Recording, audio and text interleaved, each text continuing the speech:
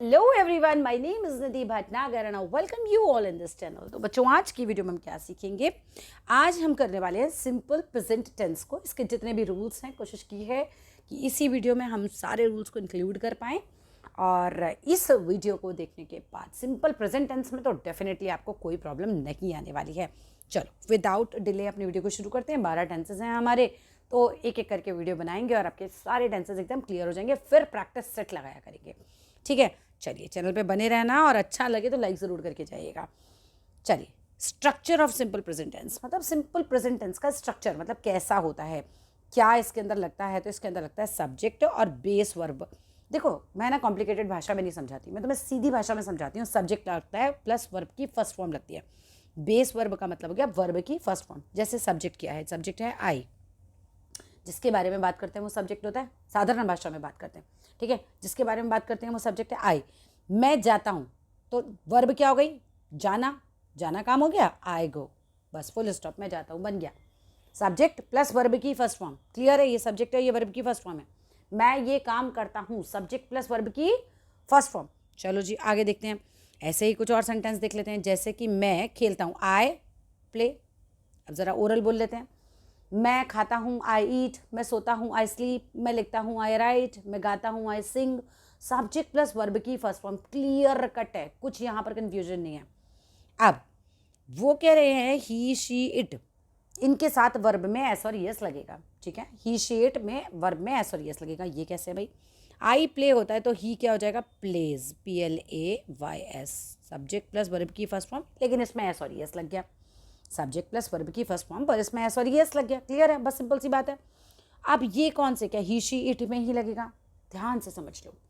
दो तरीके के जहाँ पे आते हैं, दो तरीके के सब्जेक्ट होते हैं। एक होता है सिंगुलर सब्जेक्ट। राइटिंग पे मत जाना क्योंकि उंगली से लिख रही हो। सिंगुलर सब्जेक्ट, जैसे एक लड़के को हम बोलते हैं ही, एक लड़की को बोलते हैं शी। किसी जानवर के लिए हम लगा सकते हैं इट। एक लड़के में तुम्हारी मदर भी हो सकती, मतलब फादर भी हो सकते हैं, मदर भी हो सकती हैं। एक सिंगुलर, सिंगुलर के लिए, सिंगुलर वर्ब के लिए एस और यस आता है। मदर हो सकती हैं, बिल्कुल हो सकती हैं। फादर, ठीक है? फादर। भाई ये राइटिंग कैसे साफ की जाए ज़रा मुझे कमेंट बॉक्स में बताइए, कुछ किसी के पास कोई तरीका हो तो ही शी इट, मदर, फादर या फ्रेंड, कोई भी एक जना। एक डॉग भी होगा ना तो उसके साथ भी सिंगुलर के रूप ही चलेंगे, ठीक है? सिंगुलर की वर्ब्स ही चलेंगी। अगर मैं बोलूँ बर्ड, तो एक बर्ड है तो उसके साथ भी सिंगुलर। सन है तो उसके साथ भी सिंगुलर के रूल। तो सिंगुलर के रूल समझ में आया किस किस के साथ चले? He she it, mother, father, dog, bird, कुछ भी जो एक है उसके साथ सिंगुलर के चलेंगे। तो क्या चलेगा? जैसे मैंने कहा राम बाजार जाता है, आप नॉर्मल एक्शंस की बात कर रहे हो, ये काम होता है, ठीक है? तो राम बाजार जाने का काम करता है, राम बाजार जाता है, तो राम, ये हो गया सब्जेक्ट। अब यहाँ पे वर्ब लगाओ, क्या करता है Ram? Goes to market. Go नहीं लगेगा, गोज लगेगा, क्योंकि सिंगुलर सब्जेक्ट जब कोई काम करता है तो वर्ब में एस और यस लगता है। Ram goes to market. I hope clear है। Ram goes to market, Ram goes to market. अब आगे देखिए, अगर मैं यही बात प्लूरल वर्ब के लिए कहूँ, प्लूरल वर्ब कौन सी, वो प्लूरल सब्जेक्ट कौन से? आई वी, चाहो तो कॉपी में नोट्स बना सकते हो। आई वी यू दे, या एक से ज़्यादा लोगों, 1 प्लस कर दो, तो वो प्लूरल सब्जेक्ट में होते हैं। आई प्लस एक्शन, इसमें कोई एस और यस नहीं है। I play not plays, we play not plays, you play not plays. Clear है? आई वी यू दे और एक से ज़्यादा लोगों के तो वर्ब में एस और यस नहीं लगेगा, केवल बेस वर्ब लगेगी। मुझे लगता है ये रूल मैंने क्लियर कर दिया। ही शी इट या एक जने की बात हो रही है। Ram goes to market, Sita goes to market, I go to market, we go to market, they go to market. Clear है यहाँ तक? आगे चलते हैं। एग्जाम्पल उन्होंने दे रखे हैं यही। आई के साथ उन्होंने क्या लगाया? प्ले, और शी के साथ लगाया प्लेज। आई क्योंकि प्लूरल वर्ब, प्लूरल सब्जेक्ट में आता है। I we you they, I we you they, I we you they, learn करो, प्लूरल सब्जेक्ट है। और ही शी इट या मदर, फादर्स, फ्रेंड, कोई एक जने की बात हो रही है तो वो सिंगुलर के उसमें रूल चलेंगे। और सिंगुलर में एस और यस आता है, सिंगुलर सब्जेक्ट होगा तो एस और यस आएगा अगर वो कोई काम करता है तो। चलिए आगे आइए नेगेटिव सेंटेंस में। नेगेटिव सेंटेंस में अगर मुझे बात करनी है सिंगुलर की, सिंगुलर सब्जेक्ट कोई काम नहीं करता, सिंगुलर सब्जेक्ट कोई काम नहीं करता, यानी कि मान लो मेरा राम ये काम नहीं करता, मैं बोल रही हूँ राम नहीं पढ़ता, तो राम डू नॉट स्टडी आएगा कि डज नॉट आएगा? डज नॉट आएगा। सिंगुलर सब्जेक्ट के साथ सीधा है कि डज आता है, ठीक है, और plural subject I we you they के साथ डू आता है। क्लियर है? सिंगुलर के साथ डज आता है, प्लूरल के साथ डू आता है। तो he does not, she does not, clear है? याद करो, he does not, she does not, Ram does not, Geeta does not, Rita does not, my father does not, my mother does not, this bird does not, this dog does not. ये लोग कोई काम नहीं करते तो डज नॉट लगा के हम बताएंगे, प्लस वर्ब की फर्स्ट फॉर्म। पकड़ो एक सेंटेंस को, ही डज नॉट, वर्ब की फर्स्ट फॉर्म क्या है? वॉच, देखना। तो he does not watch TV, he के साथ हमने डज लगाया, जबकि आई वी यू दे जो प्लूरल सब्जेक्ट है उसके साथ हम डू लगाएंगे। वॉच आ रहा है, दोनों जगह वर्ब की फर्स्ट फॉर्म आ रही है, लेकिन ये याद रखना कि अगर नेगेटिव सेंटेंस है तो वर्ब में एस और यस नहीं आएगा, अगर इंटरोगेटिव सेंटेंस है तो भी वर्ब में एस और यस नहीं आएगा। चलो इस बात को सिंपल कर लेते हैं कि अगर सिंगुलर सब्जेक्ट कोई काम करता है तो वर्ब में एस और यस आता है, अगर नहीं करता तो एस और यस भी नहीं आता। ऐसे याद कर लो। डज में तुम देखो ना, ऑलरेडी ईएस लगा हुआ है, डज में ऑलरेडी ईएस लगा है, अपनी वर्ब में मत लगाओ। ऐसे ही जब इंटरोगेटिव बनाएंगे तो does she action, does he action, तो वो ऑलरेडी डज में ईएस लगा है, तो अपनी वर्ब में मत लगाना। ऐसे याद कर लो। समझ में आ रहा है? क्लियर है? नेगेटिव सेंटेंस में डू नॉट, डज नॉट आता है, जबकि डज नॉट अगर हम बात कर रहे हैं तो सिंगुलर सब्जेक्ट के साथ आता है, डू नॉट बात कर रहे हैं तो प्लूरल सब्जेक्ट के साथ आता है। आगे चलिए इंटरोगेटिव सेंटेंसेस की बात करते हैं। क्वेश्चन कैसे बनता है? डू डज शुरू में लगा दीजिए, बन जाएगा आपका क्वेश्चन। अब क्या तुम पिज्जा खाती हो? Do you like pizza? Do does शुरू में लगाने बस, do you like pizza. Do plus you plus action, do plus you plus action, do plus I plus action. Action मतलब वर्ब की first form. Do I take tea, do you take tea, do they take tea, do we take tea, right. अब does she action, does she like pizza, does she go to school, क्या वो ये काम करती है? Does she cook food, does she eat Apple, क्या वो Apple खाती है? तो कोई कोई काम करता है या नहीं करता है, ऐसे प्रश्न पूछे जाते हैं सिंपल प्रेजेंट टेंस में, ठीक है। आगे आइए, uses of simple present tense या रेगुलर हैबिट्स के लिए आप यूज करते हो। पहला रूल, अब डू डज कहाँ आता है बता दिया, एस और यस कहाँ आता है बता दिया। अब यूज क्यों करते हैं, क्या क्या कारण है, कहाँ यूज करते हैं, ध्यान से समझना। अगर मैं रेगुलर हैबिट्स की बात करूँ तो हम करते हैं हैबिचुअल एक्शंस पे। जैसे आई गो टू स्कूल एवरीडे, ये तो मेरा रेगुलर काम है ना, मैं तो करती ही करती हूँ, ठीक है। I go to school everyday, तो मेरा ये रेगुलर काम है। She drinks milk every morning, हर रोज़, तो ये भी उसका रेगुलर काम है, इसका हैबिट है। जैसे कि my father goes to office, और उनका रेगुलर का काम है, वो जाते हैं। I brush my teeth daily, मैं डेली अपने दांतों को ब्रश करती हूँ। तो इस तरह की जो रेगुलर हैबिट्स होती हैं आपके रेगुलर रूटीन के काम है, आप ये करते ही हो, ठीक है। तो हम जो हैं वो इस तरह की सिंपल प्रेजेंट टेंस का यूज़ करते हैं। आगे बाकी टेंसेस की भी बात करेंगे, सिंपल प्रेजेंट यहाँ यूज़ करते हैं।